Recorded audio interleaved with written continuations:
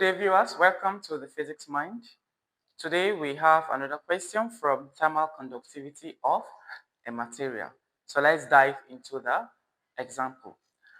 Okay, so the question here we have is, how long will it take 4,800 joules of heat to flow through a copper rod of length 100 centimeter and the area of cross section 5.0 times 10 power minus 4 meters if the temperatures at the ends of the conductor are 250 degrees Celsius and 50 degrees Celsius respectively.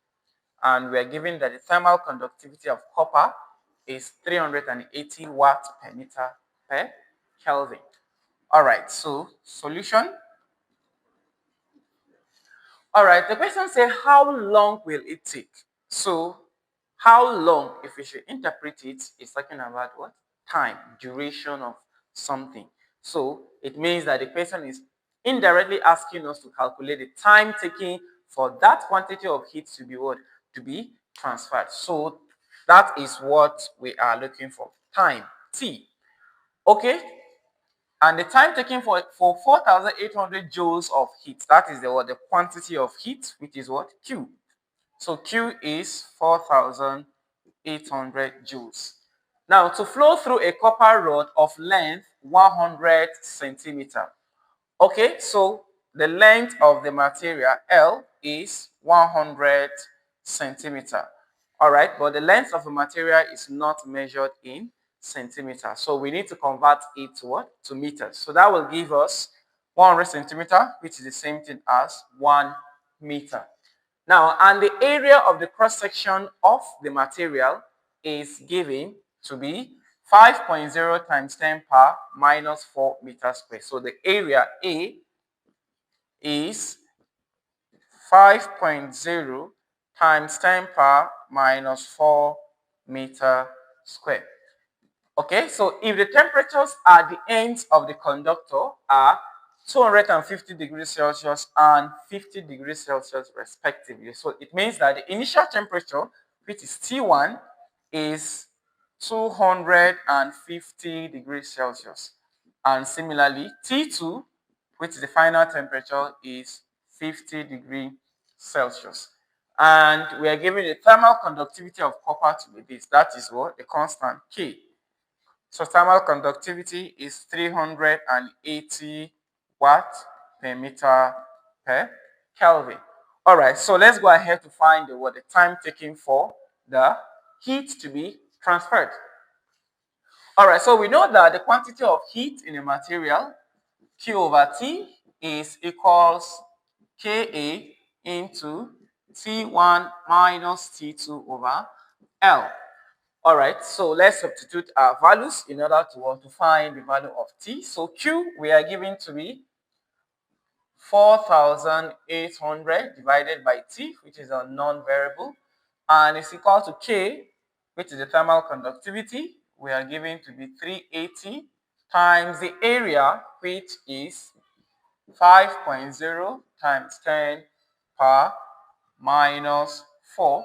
Now into T1 minus T2, and our T1 is 250 minus T2 is 50 divided by the length of the material in meters, which is 1. Okay, so we have 4,800 divided by T, which is equals to 380 times 5.0 times 10 power minus 4 times 250 minus 50, which is 200 divided by 1 is still 200. Okay, so we have 4,800 divided by T to be, so let's multiply these together. So I'm using my calculator to do that. So I have 380 times 5.0 exponential minus 4 times 200. So I have 38. Okay, so I'm looking for T. So when we cross multiply, we have 4,800 is equals 38T. So I'm looking for T. I'll divide both sides by 38. then this by 38. So this goes with this. So my T now becomes 4,800 divided 38. So my T will now be 4,800 divided 38, which is equals 126.32 seconds approximately. So this gives us the what? The time taking for 4,800 joules of heat to be what? To be transferred between the ends of the conductor. All right, so let's look at a second example under this. Okay, so here is the second example under the thermal conductivity of a material for the day. And let's go into the example. Now, the question we have is that at what rate is heat conducted through a metal whose thermal conductivity is 240 watts per meter per Kelvin if its cross-sectional area is 1.2 times 10 power minus 4 meters square and the length is 0.2 meters and the temperatures between the ends of the conductor are 300 degrees Celsius and 100 degrees Celsius respectively. So as we know, the first thing to do is to bring out the parameters from the question, and then from the parameters we can substitute in the equation. All right, so solution. Okay, so we are told that at what rate is heat conducted? So that means that the rate that the question is asking us in this context represents the what? The quantity of heat divided by the time taken. So it means that the question is indirectly asking us to find the what? The quantity of heat divided by the time. All right, so we are told through a metal whose thermal conductivity is 240 watt per meter. So it means that the constant K, the thermal conductivity, is 240 watts per meter per Kelvin. Okay, and if its cross-sectional area is this, so it means that the area A is 1.2 times 10 power minus 4 meters squared. And the length of the material is 0.2.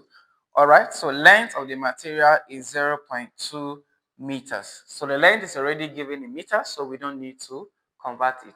And the temperatures between the ends of the conductor are 300 degrees Celsius and 100 degrees Celsius. So it means that the initial temperature T1 of the material is 300 degrees Celsius.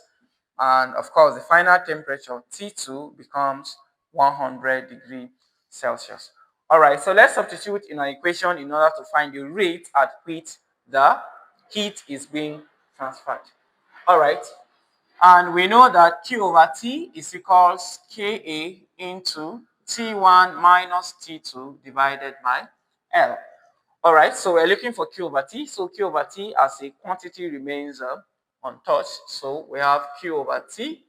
Now K, which is the thermal conductivity, and we are given to be 240 times the area of the material, which is 1.2 times 10 power minus 4. Now multiplied by T1 minus T2, which are the temperature difference. And T1 is given to be 300 minus T2, which is 100, divided by the length of the material, which we are given to be 0.2. All right, so we have Q over T to be equals 240 times 1.2 times 10 power minus 4 times 300 minus 100, that is 200 divided by 0.2. So that gives us Q over T to be equals 240 times 1.2 times 10 power minus 4 times, now 200 divided by 0.2. I will use my calculator to evaluate that.